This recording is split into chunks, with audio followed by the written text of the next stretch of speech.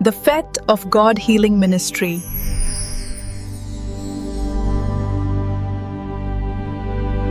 परमेश्वर का कलाम पढ़ेंगे जो उपवास और प्रार्थना के विषय में परमेश्वर ने इस वचन के द्वारा सिखाया है। परमेश्वर का कलाम जो है वो कहता है 21 आयत में, एजरा की पुस्तक उसका 8 अध्याय 21 आयत से मैं पढ़ रहा हूँ। इस वचन को ध्यान से सुनना है। हालेलुया। लिखा है, तब मैंने वहां अर्थात अहवा नदी के तट पर उपवास का प्रचार इस आशय से किया कि हम परमेश्वर के सामने दीन हों और उससे अपने और अपने बाल बच्चों और अपनी संपत्ति के लिए सरल यात्रा मांगे। हालेलुया। परमेश्वर का कलाम परमेश्वर के वचन में लिखा है कि एजरा जो था, जो परमेश्वर का दास था, एजरा, उसने अहवा नदी के तट पर उपवास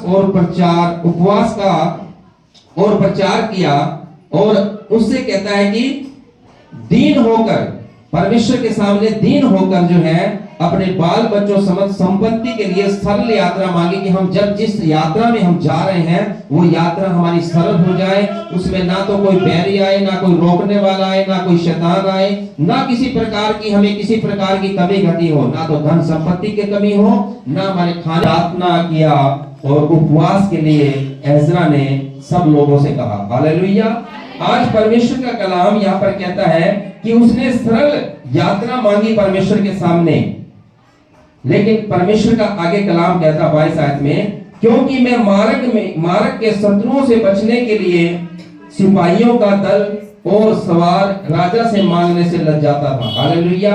यहाँ पर एजरा जो है अब मार्ग में वो जा रहा है, रास्ते में शायद उनको शत्रु भी मिल सकते थे, उनको मारने के लिए, उनको भगाने के लिए, उनका धन लूटने के लिए रास्ते में कोई भी मिल सकता था, क्योंकि उनका रास्ता जो था बहुत लंबा रास्ता था। इसलिए एजरा यहाँ पर कहता है कि मैंने जब परमेश्वर के सामने प्रार्थना कर दिया कि मेरा परमेश्वर महान है, वो परमेश्वर हमारी जरूरतों को पूरा कर सकता है, वो परमेश्वर हमारे रास्ते में जाएंगे तो शत्रुओं से भी रक्षा करेगा, हमारे बैरियों से भी हमें बचा के रखेगा, वो हमारे खाने पीने की जरूरतों को पूरा करेगा।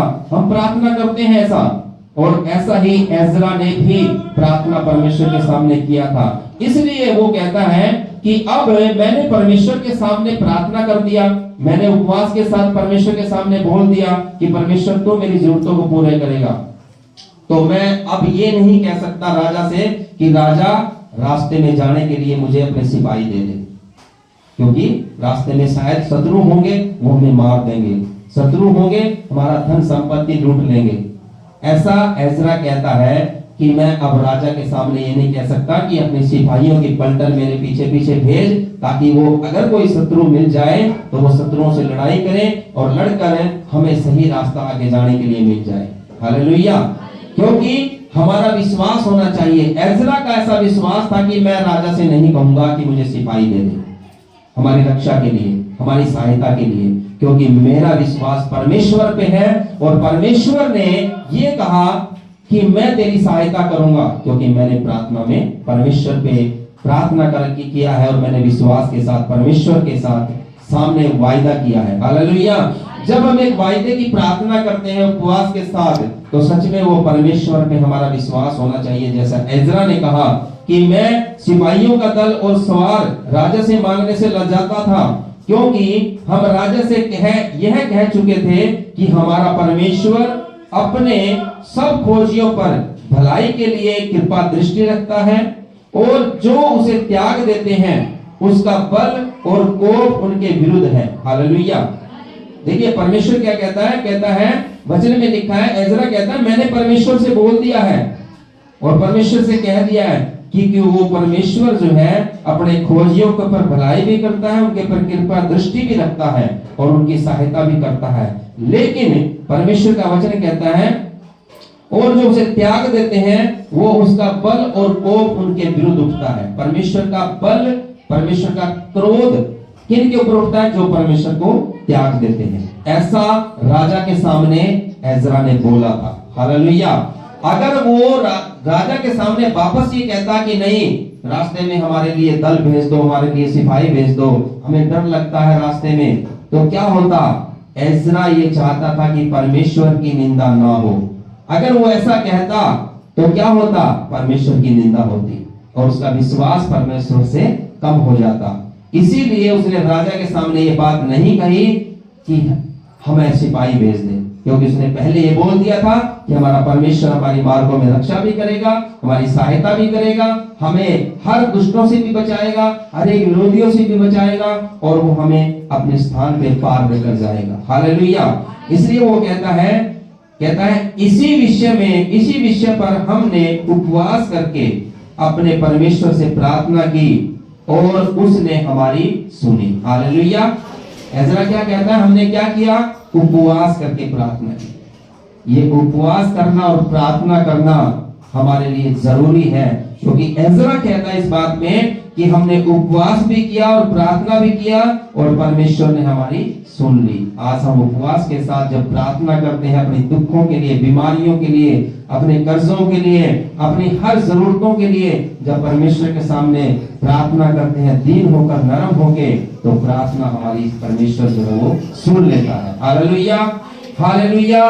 क्योंकि एजरा ने जब कहा कि मैं परमेश्वर के सामने ये नहीं कह सकता अब कि आप मेरे लिए सिपाहियों का बंदोबस्त करो और मेरे साथ सिपाहियों को भेजो, क्योंकि मैंने परमेश्वर की बड़ाई राजा के सामने की है।